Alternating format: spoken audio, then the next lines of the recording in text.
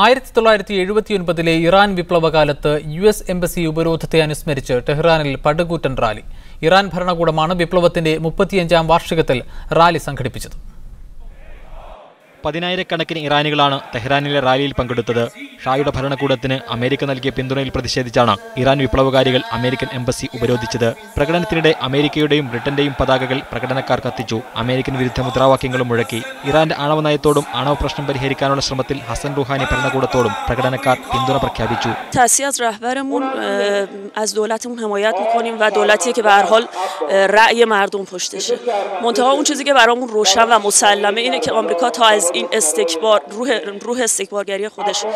November 24-ന് ഇറാനും ലോകശക്തി രാഷ്ട്രങ്ങളും Iran ആണവ പ്രശ്നത്തിൽ അന്തിമ തീരുമാനത്തിലെത്തുമെന്നാണ് പ്രതീക്ഷ. News desk media 1. Dubai metro ഉൾപ്പെടെ പൊതുഗതാഗത നിരക്കുകളിൽ വർധന വരുത്താൻ തീരുമാനം. ദുബൈ ട്രാം സർവീസ് യാഥാർത്ഥ്യമാകുന്ന നവംബർ 11 മുതലാണ് നിരക്ക് വർധന പ്രാബല്യത്തിൽ വരികയെന്ന് റോഡ് ആൻഡ് ട്രാൻസ്പോർട്ട് അതോറിറ്റി അധികൃതർ അറിയിച്ചു. ഈ മാസം 11 മുതൽ പുതുക്കിയ നിരക്ക് പ്രകാരം ദുബൈ മെട്രോ, ബസ്, ട്രാം എന്നിവയുടെ മിനിമം തുക 3 ദിർഹമായിരിക്കും. എല്ലാ സോണുകൾക്കും വിവിധ നോൾ കാർഡുകൾക്കും വർധന ബാധകമായിരിക്കുമെന്ന് ബന്ധപ്പെട്ടവർ അറിയിച്ചു. ദുബൈ മെട്രോ, ബസ് എന്നിവയ്ക്ക് 3 കിലോമീറ്റർ വരെ മിനിമം ചാർജ് 1 ദിർഹം 80 ഫിൽസാണ് ഇപ്പോൾ ഈടാക്കി വരുന്നത്. ഒറ്റ സോണിൽ തന്നെയാണെങ്കിൽ 2 ദിർഹം 30 ഫിൽസാണ് ഈടാക്കുന്നത്. 2 അടുത്ത സോണുകൾക്കിടയിൽ യാത്ര ചെയ്യുന്നതിന്റെ സിൽവർ കാർഡ് നിരക്ക് ഇനി 5 ദിർഹമായി ഉയർത്തും. ഇപ്പോൾ 4 ദിർഹം 10 ഫിൽസാണ് ഈടാക്കി വരുന്നത്. ഗോൾഡ്, നോൾ കാർഡ് ഉപയോക്താക്കൾക്ക് 6 ദിർഹം മുതൽ 15 ദിർഹം വരെയായിരിക്കും ഇനി യാത്രാദൈർഘ്യം മുൻനിർത്തിയുള്ള പുതുക്കിയ നിരക്കുകൾ. വിവിധ കാർഡുകളിൽ ഏർപ്പെടുത്തിയ നിരക്കിളവുകൾ തുടരുമെന്നും RTA അറിയിച്ചു. സ്ഥിരം യാത്രക്കാർക്കും വിദ്യാർത്ഥികൾക്കും നിരക്കിളവോടുകൂടിയ പാക്കേജുകളും ലഭ്യമായിരിക്കും. കൂടുതൽ കാലത്തേക്കുള്ള പാക്കേജ് കാർഡുകളിൽ കൂടുതൽ ഇളവ് ഏർപ്പെടുത്തുമെന്നും RTA അറിയിച്ചു. Media 1 Dubai. 33ാമത് ഷാർജ അന്താരാഷ്ട്ര പുസ്തകോത്സവത്തിന് വൻ ജനപങ്കാളിത്തത്തിൽ തിരശ്ശീല ഉയർന്നു. ഷാർജ ഭരണാധികാരി doctor Sheikh Sultan bin Muhammad Al Qasimi പരിപാടി ഉദ്ഘാടനം ചെയ്തു. വായനയുടെ പ്രാധാന്യം വിളംബരം ചെയ്ത് ഷാർജയിൽ ആരംഭിച്ച 33ാമത് അന്താരാഷ്ട്ര പുസ്തകമേള മുൻ വർഷങ്ങളിൽ കണ്ടിട്ടില്ലാത്തത്ര ജനസാന്നിധ്യമായിരുന്നു ആദ്യ ദിനത്തിൽ എത്തിയത്. അറബ് രാജ്യങ്ങൾക്ക് പുറമെ ഇന്ത്യയുൾപ്പെടെയുള്ള 51 രാജ്യങ്ങളിൽ നിന്നുള്ള 1256 പ്രസാധകരാണ് ഇത്തവണ മേളയിൽ പങ്കെടുക്കുന്നത്. മേളയുടെ ഔദ്യോഗിക ഉദ്ഘാടനം UAE സുപ്രീം കൗൺസിൽ അംഗവും ഷാർജ ഭരണാധികാരിയുമായ doctor Sheikh Sultan bin Muhammad Al Qasimi നിർവഹിച്ചു. വായനയിലൂടെ മാത്രമേ ലോകത്ത് മാറ്റം സാധ്യമാവുകയുള്ളൂവെന്നും അറിവാണ് മനുഷ്യനെ സംസ്കരിക്കുന്ന പ്രധാന ഘടകമെന്നും മേളയോടനുബന്ധിച്ച് നടന്ന സെമിനാറിൽ ഷെയ്ഖ് സുൽത്താൻ പറഞ്ഞു.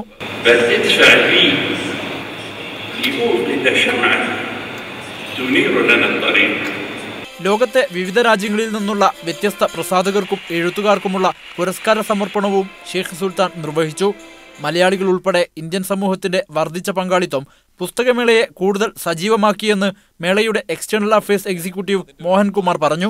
ഇനോഗ്രേഷൻ സെറിമണി തന്നെ ഇത്രയും ഗംഭീരമാവുന്നത് എനിക്ക് തോന്നുന്നു ആദ്യമായിട്ടാണ്. കാരണം ഇത്രയും ജനങ്ങൾ ഒരു ഓപ്പണിംഗ്, ഇവിടെ പുസ്തകങ്ങളൊന്നും വിൽക്കപ്പെടുന്നില്ല, പക്ഷേ എന്നിട്ടും ഇവിടെ ഇത്രയും ആളുകൾ വന്ന് ചേരുന്നു ഈ ഇനോഗ്രേഷൻ കാണാൻ വേണ്ടി മാത്രം എന്ന് പറയുന്നത് തന്നെ ഈ ജനങ്ങളിലേക്ക് എത്രമാത്രം ഇത് ഇറങ്ങിച്ചെന്നു എന്നുള്ളതിൻ്റെ ഒരു വലിയൊരു പ്രതിഫലനമായിട്ട് എനിക്ക് തോന്നുന്നു. ഇത്തവണത്തെ പുസ്തകങ്ങളുടെ എണ്ണത്തിൽ 140% വർധനയാണ് ഉണ്ടായിരിക്കുന്നത്. 11 ദിവസം നീളുന്ന പുസ്തകമേളയിൽ ലോകപ്രശസ്ത നോവലിസ്റ്റും ഡാവിഞ്ചി കോഡിന്റെ രചയിതാവുമായ ഡാൻ ബ്രൗൺ നാളെ രാത്രി 7:30 മണിക്ക് വായനക്കാരുമായി സംവദിക്കാനെത്തുന്നത് മേളയെ കൂടുതൽ ആകർഷണീയമാക്കും. അക്ഷരങ്ങളെയും അറിവുകളെയും കൂടുതൽ ജനകീയവൽക്കരിക്കുകയാണ് ഷാർജ അന്താരാഷ്ട്ര പുസ്തകമേള. ക്യാമറ പേഴ്സൺ MC യൂസുഫ് അലിക്കൊപ്പം Haris Arikkulam, media 1, Sharjah. Sharjah അന്താരാഷ്ട്ര പുസ്തകമേളയിലെ ഇന്ത്യൻ പവലിയൻ ഉദ്ഘാടനം UAE-യിലെ ഇന്ത്യൻ അംബാസിഡർ TP സീതാറാം നിർവഹിച്ചു. ഇന്ത്യയിൽ നിന്ന് 100 പ്രസാധകരാണ് ഇത്തവണ പുസ്തകമേളയിലെത്തിയത്. 33ാമത് ഷാർജ അന്താരാഷ്ട്ര പുസ്തകോത്സവത്തിൽ മുൻവർഷത്തെ അപേക്ഷിച്ച് ഇന്ത്യൻ പ്രസാധകരുടെയും എഴുത്തുകാരുടെയും പങ്കാളിത്തം ഗണ്യമായാണ് വർദ്ധിച്ചത്. കഴിഞ്ഞ വർഷം 55 പ്രസാധകരെത്തിയ മേളയിൽ ഇത്തവണ 100 ഇന്ത്യൻ പ്രസാധകരും 30ഓളം ഇന്ത്യൻ എഴുത്തുകാരുമാണ് മേളയിലെത്തുന്നത്. UAE-യിലെ Indian ambassador TP Seetharam Indian പവലിയനുകൾ ഉദ്ഘാടനം ചെയ്തു. ലോകത്തെ ഏറ്റവും ശ്രദ്ധേയമായ പുസ്തകമേളയായി ഷാർജ അന്താരാഷ്ട്ര പുസ്തകമേള വളരുകയാണെന്ന് എഴുത്തുകാരനും രാഷ്ട്രീയ പ്രവർത്തകനുമായ MP വീരേന്ദ്രകുമാർ പറഞ്ഞു. പ്രത്യേകിച്ച് ഇവിടുത്തെ ഭരണാധികാരി സുൽത്താൻ അത്രയും ഒരു പുസ്തകപ്രേമി ആയിട്ടുള്ള ഒരു ഭരണാധികാരി ലോകത്ത് എവിടെയെങ്കിലും ഇപ്പോൾ ഉണ്ടെന്ന് കരുതുന്നില്ല. വായനക്കാരുടെ ഒരു സ്വർഗം എന്ന് പറയല്ലേ, വായനക്കാരുടെ ഹെവൻ ഓഫ് റീഡേഴ്സ് അങ്ങനെ പറയാൻ വേണ്ടി. മേളയുടെ രണ്ടാം ദിവസമായ നാളെ രാത്രി ഇന്ത്യൻ എഴുത്തുകാരനായ അമീഷ് ത്രിപാഠിയും നടി മഞ്ജു വാര്യരും വായനക്കാരുമായി സംവദിക്കും. പ്രമുഖ ഇന്ത്യൻ എഴുത്തുകാരനായ ചേതൻ ഭഗത്, എഴുത്തുകാരനും രാഷ്ട്രീയ പ്രവർത്തകനുമായ ശശി തരൂർ, എഴുത്തുകാരായ ആലങ്കോട് ലീലാകൃഷ്ണൻ, KG ശങ്കരപിള്ള, മാധ്യമപ്രവർത്തകൻ ശശികുമാർ, സുഗതകുമാരി, മധുസൂദനൻ നായർ, കുരീപ്പുഴ ശ്രീകുമാർ, പ്രൊഫസർ മുഹമ്മദ് കുട്ടശ്ശേരി തുടങ്ങി പ്രമുഖ നിര തന്നെ വ്യത്യസ്ത ദിവസങ്ങളിൽ പുസ്തകമേളയിലെ വിവിധ പരിപാടികളിലായി സംബന്ധിക്കും. Media 1 Sharjah. ഷാർജ അന്താരാഷ്ട്ര പുസ്തകോത്സവത്തിൽ ഗൾഫ് മാധ്യമം മീഡിയ 1 പവലിയനും പ്രവർത്തനം ആരംഭിച്ചു. പവലിയന്റെ ഉദ്ഘാടനം UAE-യിലെ ഇന്ത്യൻ അംബാസഡർ TP സീതാറാം നിർവഹിച്ചു. ഷാർജയിലെ പുസ്തക നഗരിയിലെത്തുന്ന ആസ്വാദകരെ വരവേൽക്കാൻ ഗൾഫ് മാധ്യമം മീഡിയ 1 സ്റ്റാളും ഒരുങ്ങി. വിശാലമായ ഹാൾ നമ്പർ 5-ൽ ഇന്ത്യൻ പവലിയനിലെ K27 നമ്പറിലാണ് സ്റ്റാൾ ഒരുക്കിയത്. എഴുത്തുകാരും രാഷ്ട്രീയ പ്രവർത്തകരുമായ MP വീരേന്ദ്രകുമാർ, MK മുനീർ, മേളയുടെ എക്സ്റ്റേണൽ അഫയേഴ്സ് എക്സിക്യൂട്ടീവ് മോഹൻകുമാർ എന്നിവരുടെ സാന്നിധ്യത്തിൽ UAE-യിലെ Indian ambassador TP Seetharam stall ഉദ്ഘാടനം ചെയ്തു. 26 ലക്ഷം ഇന്ത്യക്കാർ താമസിക്കുന്ന ഒരു സ്ഥലമാണ്. നമ്മുടെ തൊട്ടടുത്തുള്ള ഒരു നെയ്ബറിംഗ് രാജ്യമാണ്. അതുകൊണ്ട് നമ്മുടെ കൾച്ചറൽ കോൺടാക്റ്റ്, ലിറ്ററേച്ചർ കോൺടാക്റ്റ് ഒക്കെ വളരെ പ്രാധാന്യമുള്ള ഒരു സ്ഥലമാണ്. തുടക്കം മുതൽ തന്നെ ഷാർജ അന്താരാഷ്ട്ര പുസ്തകോത്സവത്തെ മലയാളികൾക്കിടയിൽ ജനകീയമാക്കുന്നതിൽ ഗൾഫ് മാധ്യമം കാര്യമായ പങ്കാണ് വഹിക്കുന്നതെന്ന് chief editor VK Hamza Abbas പറഞ്ഞു. ഷാർജയിലെ ബുക്ക് ഫെയർ വളരെ പ്രസിദ്ധമായ ഒരു സംഭവമാണ്. തുടക്കം മുതൽ തന്നെ മാധ്യമത്തിന് വളരെ വലിയ അംഗീകാരം ഷാർജ ഗവൺമെൻറ്റിൻ്റേതും ഷാർജ കൾച്ചറൽ ഡിപ്പാർട്ട്മെൻറ്റിൻ്റേതുമായ സൗകര്യങ്ങളോടുകൂടി ലഭിച്ചിട്ടുണ്ട്. സ്റ്റാൾ ഒരു മലയാള പത്രം എന്ന നിലയ്ക്ക് ആദ്യമായി വലതുകാൽ വെച്ച് ഷാർജ ബുക്ക് ഫെയറിലേക്ക് പ്രവേശിച്ചത് ഗൾഫ് മാധ്യമമാണ്. ചടങ്ങിൽ Media 1 Middle East editorial head MCA Nasar, Gulf Madhyamam UAE marketing manager Haris Vallil, field organiser Muhammad Ali Kottakkal തുടങ്ങിയവർ സംബന്ധിച്ചു. മീഡിയ 1 ഷാർജ. സൗദി സാംസ്കാരിക വാർത്താവിനിമയ മന്ത്രി ഡോക്ടർ അബ്ദുൽ അസീസ് മുഹിയുദ്ദീൻ ഖോജയെ മാറ്റി. ഖോജയെ അദ്ദേഹത്തിന്റെ തന്നെ അഭ്യർത്ഥന പ്രകാരമാണ് മാറ്റിയതെന്ന് അബ്ദുള്ള രാജാവ് വാർത്താക്കുറിപ്പിലൂടെ അറിയിച്ചു. ഹജ്ജ് മന്ത്രി ബന്ദർ ഹജ്ജാറിനാണ് പകരം ചുമതല. 5.5 വർഷത്തെ സേവനത്തിന് ശേഷമാണ് ഖോജ പദവിയിൽ നിന്ന് ഒഴിയുന്നത്. സൗദിയിൽ അനുമതി പത്രമില്ലാതെ ഹജ്ജ് ചെയ്യാൻ ശ്രമിക്കുന്നതിനിടെ പിടിയിലായ വിദേശികളെ നാടുകടത്തുന്ന നടപടി തുടരുന്നു. കഴിഞ്ഞ ദിവസം നാടുകടത്തിയവരിൽ 2 മലയാളികളും ഉൾപ്പെടും. അനധികൃതമായി ഹജ്ജ് ചെയ്ത നിരവധി മലയാളികൾ ഇപ്രകാരം നാട്ടിലേക്ക് മടങ്ങേണ്ടി വരും. മതിയായ രേഖകളില്ലാതെ അനധികൃതമായി ഹജ്ജ് കർമ്മം നിർവഹിക്കുന്നവർ കടുത്ത നിയമ നടപടി നേരിടേണ്ടി വരുമെന്ന് നേരത്തെ സൗദി അധികൃതർ അറിയിച്ചിരുന്നു. മുന്നറിയിപ്പ് വകവെക്കാതെ ഒരു രേഖയുമില്ലാതെ ഹജ്ജ് നിർവഹിക്കാൻ പുറപ്പെട്ടവരും മലയാളി ഹജ്ജ് ഗ്രൂപ്പിന്റെ കെണിയിൽ കുടുങ്ങി കൃത്രിമ രേഖകളുമായി പിടിയിലായവരുമാണ് ഇപ്പോൾ നടപടികൾ നേരിടുന്നത്. ഇവരുടെ വിരലടയാളം അധികൃതർ എടുത്തിരുന്നു. ജിദ്ദ വിമാനത്താവളത്തിലെ പുറംജോലികൾ കരാറെടുത്ത കമ്പനിയിലെ ജോലിക്കാരായിരുന്ന 2 മലയാളികളെയാണ് കഴിഞ്ഞ ദിവസം നാടുകടത്തിയത്. ജിദ്ദയിൽ നിന്നുള്ള മലയാളികളുടെ സ്വകാര്യ ഹജ്ജ് സംഘത്തോടൊപ്പം കഴിഞ്ഞ വർഷമാണ് ഇവർ ഹജ്ജിന് പോയത്. കൃത്രിമ അനുമതി പത്രം കാരണം ചെക്ക് പോസ്റ്റിന് സമീപം ഇവർ ഉൾപ്പെടുന്ന സംഘം പിടിക്കപ്പെട്ടുവെങ്കിലും വിരലടയാളം രേഖപ്പെടുത്തി ഹജ്ജ് ചെയ്യാൻ അനുവദിച്ചിരുന്നു. എന്നാൽ ഇവരുടെ താമസരേഖ ഓൺലൈൻ വഴി പുതുക്കാൻ കമ്പനിക്ക് സാധിക്കാതെ വന്നതിനെ തുടർന്ന് സൗദി പാസ്പോർട്ട് ഓഫീസുമായി ബന്ധപ്പെട്ടപ്പോഴാണ് നിയമവിരുദ്ധമായി ഹജ്ജ് ചെയ്തതുകൊണ്ട് രേഖ പുതുക്കി ലഭിക്കില്ലെന്നറിഞ്ഞത്. അതിനാൽ കമ്പനി അധികൃതർ ഇവരെ ജിദ്ദ സുമേശിയിലുള്ള നാടുകടത്തൽ കേന്ദ്രത്തിലെത്തിക്കുകയും അവിടെ നിന്ന് രേഖകൾ ശരിപ്പെടുത്തി അന്ന് തന്നെ നാട്ടിലേക്ക് കയറ്റിവിടുകയും ചെയ്തു. ഈ വർഷത്തെ ഹജ്ജിന് തൊട്ടുമുമ്പാണ് കഴിഞ്ഞ വർഷം പിടിയിലായവർക്കെതിരായ ശിക്ഷ പ്രഖ്യാപിച്ചത്.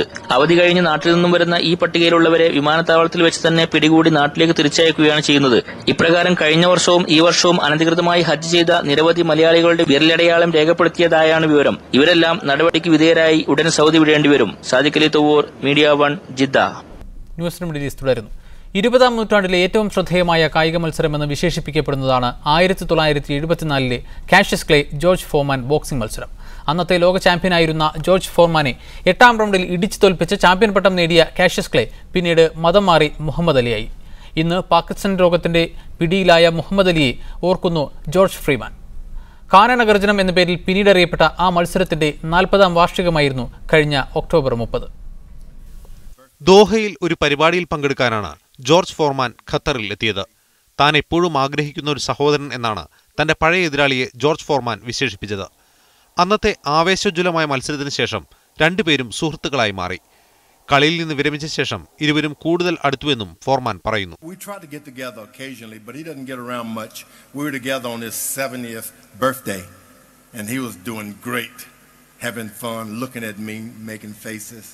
പാർക്കിൻസൺസ് രോഗം വല്ലാതെ അലട്ടുമ്പോഴും മുഹമ്മദ് അലി എന്ന കാഷ്യസ് ക്ലേ ജീവിതത്തെ സ്നേഹിക്കുന്നുണ്ടെന്നും ഫോർമാൻ പറഞ്ഞു.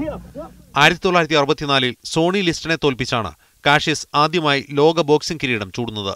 പിന്നീട് ജോ ഫ്രേസറോട് പരാജയപ്പെട്ടു. ഫ്രേസറെ തോൽപ്പിച്ചാണ് ഫോർമാൻ കിരീടം നേടിയത്. 1974 ഇന്നത്തെ കോങ്കോയിലെ കിൻഷാസയിൽ നടന്ന മത്സരത്തിൽ അത്യുജ്വലമായ പ്രകടനത്തോടെയാണ് ഫോർമാൻ മുഹമ്മദ് അലിയോട് തോറ്റത്. News desk media 1. മാസങ്ങൾ നീണ്ട ആശങ്കകൾക്ക് വിരാമമിട്ട് ഒമാൻ ഭരണാധികാരി സുൽത്താൻ ഖാബൂസ് ബിൻ സഈദ് ടെലിവിഷനിൽ പ്രത്യക്ഷപ്പെട്ടു. ചികിത്സയ്ക്കായി 4 മാസം മുമ്പ് ജർമ്മനിയിലേക്ക് പോയ ശേഷം ആദ്യമായാണ് സുൽത്താൻ ദേശീയ ചാനലിലൂടെ രാജ്യത്തെ അഭിസംബോധന ചെയ്യുന്നത്.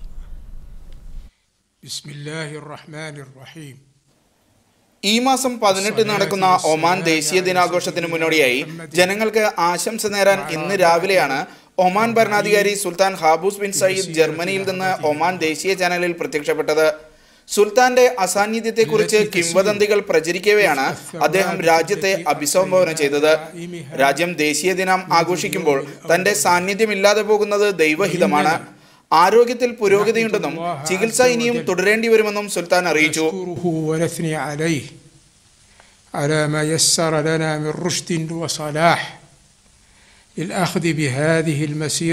ഒമാനി ജനതയ്ക്കും സായുധ സേനയ്ക്കും ആശംസകൾ അറിയിച്ച അദ്ദേഹം രാജ്യത്തിനായുള്ള പ്രാർത്ഥനകളോടെയാണ് 4 മിനിറ്റ് നീണ്ട പ്രഭാഷണം അവസാനിപ്പിച്ചത്. ഉപപ്രധാനമന്ത്രി സയ്യിദ് ഫഹദ് ബിൻ മഹ്മൂദ്, ഉപദേശകൻ Sayyid Shihab bin Tariq, Diwan of royal court മന്ത്രി സയ്യിദ് ഖാലിദ് ബിൻ ഹിലാൽ എന്നിവരുമായി സുൽത്താൻ കൂടിക്കാഴ്ച നടത്തി. അഭ്യൂഹങ്ങൾക്ക് വിരാമമിട്ട് സുൽത്താൻ ടിവിയിൽ പ്രത്യക്ഷപ്പെട്ടത് പ്രവാസികളടക്കം രാജ്യനിവാസികൾക്ക് ആഹ്ലാദം പകർന്നു.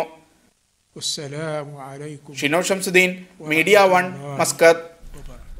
UAEയിൽ യൂണിവേഴ്സിറ്റി വിദ്യാർത്ഥിയെ കൊലപ്പെടുത്തിയ കേസിൽ 2 കുവൈത്തികൾക്ക് ഷാർജ കോടതി വധശിക്ഷ വിധിച്ചു.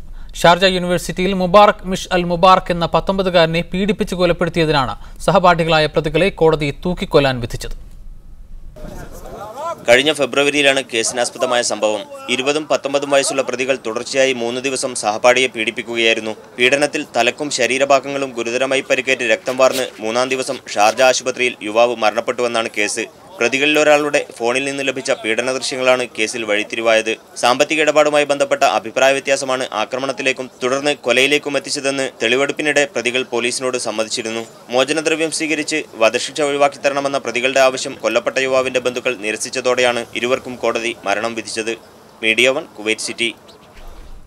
പഴക്കം ചെന്ന ഭക്ഷ്യസാധനങ്ങൾ വിൽപ്പന നടത്തിയതിന് 7 വിദേശികളെ നാടുകടത്തിയതായി കുവൈത്ത് ആഭ്യന്തര മന്ത്രാലയം വാർത്താക്കുറിപ്പിലൂടെ അറിയിച്ചു. നാടുകടത്തപ്പെട്ടവർ ഏതെല്ലാം രാജ്യക്കാരാണെന്ന് വ്യക്തമാക്കിയിട്ടില്ല. ജനങ്ങളുടെ ആരോഗ്യം വെച്ച് കളിക്കുന്നവർക്കെതിരെ ശക്തമായ നടപടി സ്വീകരിക്കുമെന്ന് അധികൃതർ മുന്നറിയിപ്പ് നൽകി. ടെലികോം കമ്മ്യൂണിക്കേഷൻ മേഖലയിൽ ഈജിപ്ത് വൻ വിദേശ നിക്ഷേപത്തിന് തയ്യാറെടുക്കുന്നു. രാജ്യമെങ്ങും ഇന്റർനെറ്റും ഫോൺ സൗകര്യവും എത്തിക്കുകയെന്ന ലക്ഷ്യത്തോടെയാണ് സർക്കാർ $600 കോടി നിക്ഷേപത്തിനൊരുങ്ങുന്നത്.